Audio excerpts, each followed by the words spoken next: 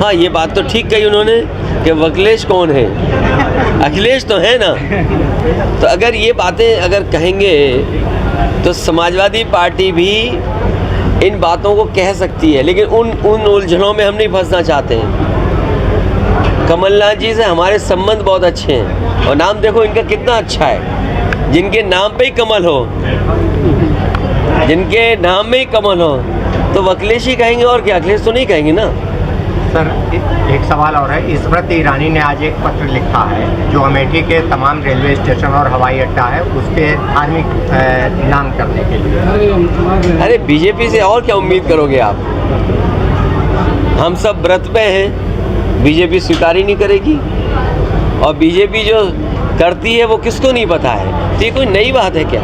ये बीजेपी का तरीका है काम करने का। लेकिन अगर उनसे ये पूछो कि आज महंगाई बढ़ गई है, बेरोजगारी बढ़ गई है, बिजली का बिल आम आदमी नहीं दे पा रहा है, हरदोई में किसी किसान का अभी तक धान खरीदने का इंतज़ाम नहीं होगा, जो MSP है जो मिलना चाहिए वो तक सरकार नहीं दे पा रही है। और कहाँ सरकार सपना दिखा रही थी कि आय दोगुनी होगी किसान की।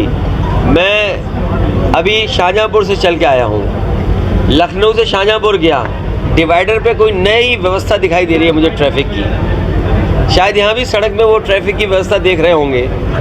तो सोचिए अगर ट्रैफिक व्यवस्था का सब इंतज़ाम किसी के हाथ में चला जाएगा तो लोग मरेंगे कि नहीं मरेंगे?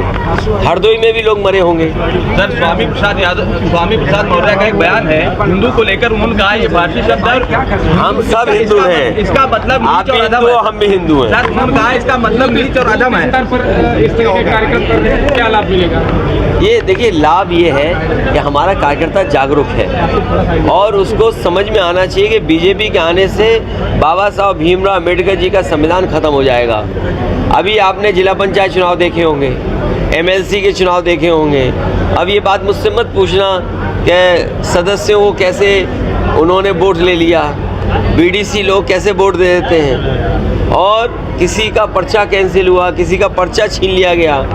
और आपको याद होगा लखीमपुर बगल का जिला है जहाँ पर एक माता और बहनें जब नॉमिनेशन के लिए गई उनका पर्चा किस तरह खींच लिया गया, साड़ी और कपड़े फाड़ दिए।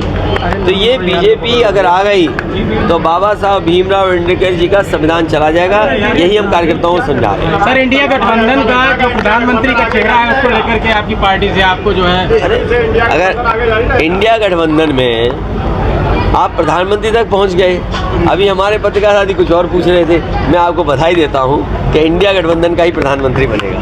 सर, जातिगत जनगणना को लेकर कांग्रेस भी मुखर है, आप भी मुखर हैं। क्या बात है, इतने सीनियर जर्नलिस्ट हो, मुझे उम्र से आप लग रहा है कि आप सीनियर जर्नलिस्ट होंगे। ये कहिए कि कांग्रेस पार्टी अब मुखर हुई है। ये वही कांग्रेस पार्टी है जिसने जाति जनगणना के आंकड़े नहीं दिए, जाति जनगणना नहीं होने दिए।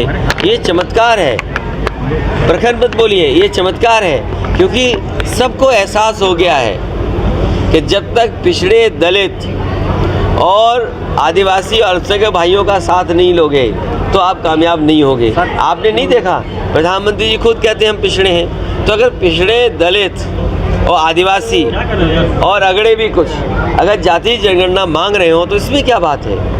तो ये तो चमत्कार सही है कि कांग्रेस पार्टी भी चमत्कार में आ गई और कह रही है उन्हें भी जाति करना चाहिए, क्योंकि उन्हें पता है कि वो वोट जो ढूंढते थे वो वोट अब उनके साथ नहीं है। सर, तल्खी की यही तो वजह नहीं है? नहीं, तल्खी की वजह ये नहीं है। तल्खी की वजह मैंने आपको बता दिया कि अगर आजमगढ़ के साथ किसी पार्टी के लोगों का इमोशन है तो दूसरे पार्टी के लोगों को बड़ा सावधान होकर के बोलना चाहिए, क्योंकि अगर वो आजमगढ़ के लिए बोल रहे हैं तो उनके भी क्षेत्र हैं जिनसे उनका भी इमोशन है।